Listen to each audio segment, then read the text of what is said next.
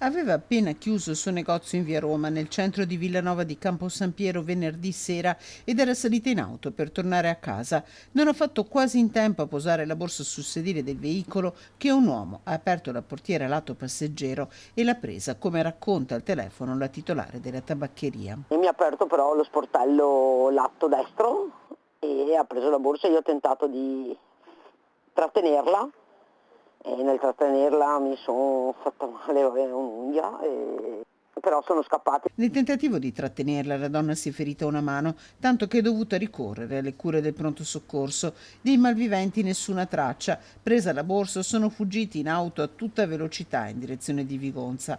A Villanova di Campo San Piero sono arrivati i carabinieri che stanno conducendo le indagini, passando al setaccio le immagini registrate dalle telecamere della zona. Nel frattempo, per la vittima, la paura resta. Paura per quello, paura che possa risuccedere.